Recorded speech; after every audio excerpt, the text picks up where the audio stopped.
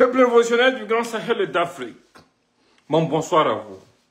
En fait, maintenant je comprends toute la jalousie et la haine des enfants perdus de la République. Je comprends pourquoi certaines personnes ne pourront jamais aimer notre révolution et son leader, le camarade président, capitaine Ibrahim Traoré, l'international, la fierté. Bon, aujourd'hui, j'aimerais revenir sur ce que j'ai vu en parcourant les réseaux sociaux, notamment TikTok et Twitter. Ce qu'on y voit est fort. Figurez-vous que la jeunesse noire, pas seulement africaine, parce qu'il y a beaucoup d'Afro-Américains, il y a beaucoup d'Haïtiens, beaucoup de Jamaïcains, la jeunesse noire dans son ensemble s'est soulevée comme si c'était un mot d'ordre pour dire leur soutien au président Ibrahim Traoré. Et les gens vont plus loin. Les gens appellent nos dirigeants à créer une légion africaine pour que les jeunes de ces différents pays, du Tchad au Kenya, en Tanzanie, jusque dans les Amériques, puissent venir s'enrôler pour aider à défendre nos nations et à protéger nos peuples. Ça me touche beaucoup. Parce que c'est ce pourquoi nous avons prié depuis des années.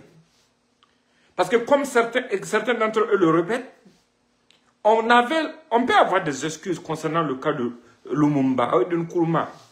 Parce qu'on peut dire que nous, on n'était pas là, on n'était pas encore nés. On peut avoir des excuses pour le cas de Sankara, parce que certains d'entre nous étaient petits, d'autres n'étaient même pas encore nés. Ceux qui étaient adultes n'avaient pas accès à l'information comme aujourd'hui. Mais aujourd'hui, à ce siècle précis, on n'a pas d'excuses. Parce que l'ennemi n'a pas changé sa méthode. Et ils ne voient même pas leurs intentions. Maintenant, c'est à nous, peuple noir, de dire qu'on ne peut plus accepter qu'on assassine de façon impunie nos leaders. Et c'est dans ça que cette jeunesse est engagée. Partagez au maximum. On est fiers de nos frères et sœurs du monde entier. Parce qu'ils sont venus démontrer aux yeux du monde entier qu'ils ont accès à l'information. Et que même si nous sommes loin les uns des autres, nous sommes un seul peuple. Et on va se battre cette fois-ci pour ne pas devenir des esclaves d'un quelconque groupe. On va se battre pour ne pas devenir des colonisés. On va se battre pour protéger et défendre ceux qui sont prêts à dire non à la domination, non à l'exploitation et à l'expropriation de nos peuples. C'est cette conscience collective qui gronde et qui fait trembler. Parce que les gens pensent que aujourd'hui, on peut porter atteinte à la vie d'un leader comme celui-ci et se promener tranquillement. Non, ça ne va jamais arriver. Celui qui pense ça se trompe. Il se trompe même d'époque. Et surtout, nous, de l'AES, Burkina, Mali, Niger, on doit être fiers. Très fiers. Parce que l'AES va devenir la Mecque du panafricanisme. L'AES va devenir le berceau de la résistance africaine. L'AES va devenir l'espoir d'un Afrique nouveau, d'un Afrique libre, débarrassé de ses chaînes. Et c'est ça qui fait peur aux gens. C'est ça qui les font trembler. Et c'est ça qui fait que les gens essayent de semer le doute dans vos esprits, dans nos esprits. Des gens ont essayé d'user du nombre pour pouvoir nous agresser, nous attaquer, nous dominer. Aujourd'hui, avec cette prise de conscience collective, ils ont compris que nous ne sommes pas en sous-nombre.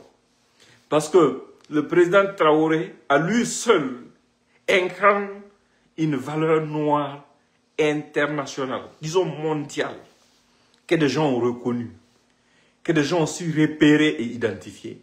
Ça doit nous rendre fiers, parce qu'on doit être fiers de pouvoir avoir un chef d'État qui est mondialement apprécié.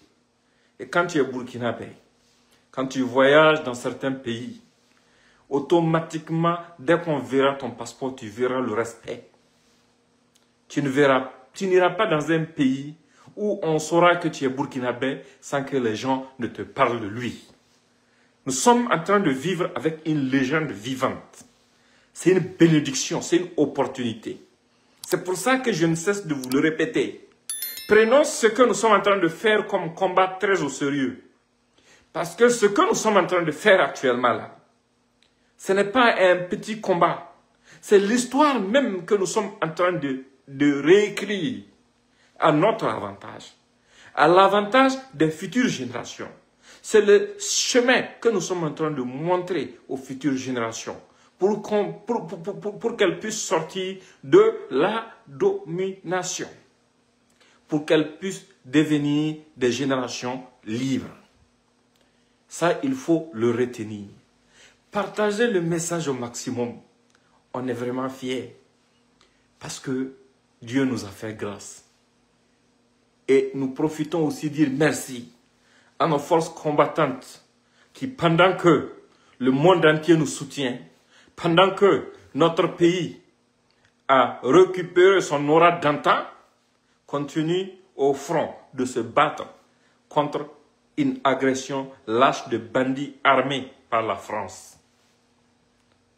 Nous allons poursuivre ce combat et nous n'allons pas nous laisser distraire par qui ou quoi que ce soit. Parce que les gens ne veulent pas du bien pour notre nation. C'est pour cette raison qu'ils travaillent jour et nuit contre nos intérêts, contre notre survie, contre notre volonté même de lutter pour la survie des nôtres. Mais nous, on a fini de paraphraser les traîtres.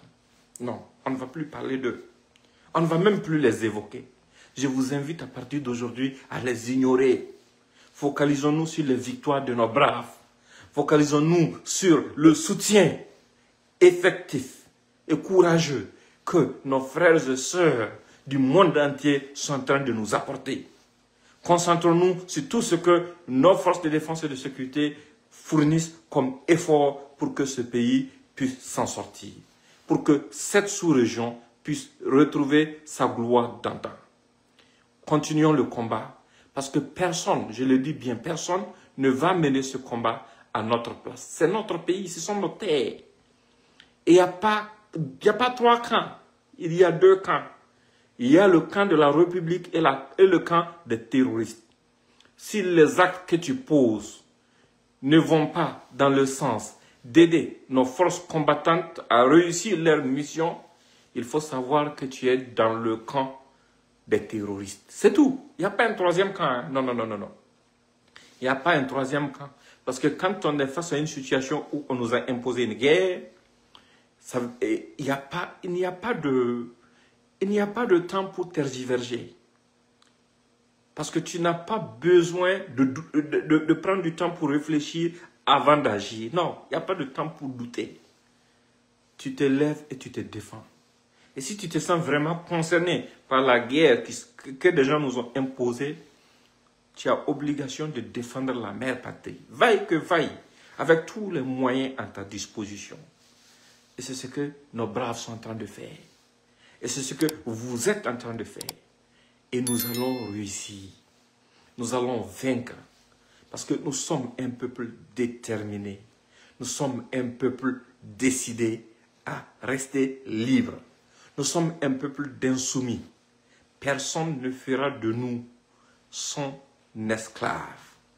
Parce que nous avons vu le chemin, nous avons eu le guide et nous allons protéger le guide pour qu'il puisse nous guider durant tout le trajet jusqu'à ce qu'on atteigne la destination de la prospérité.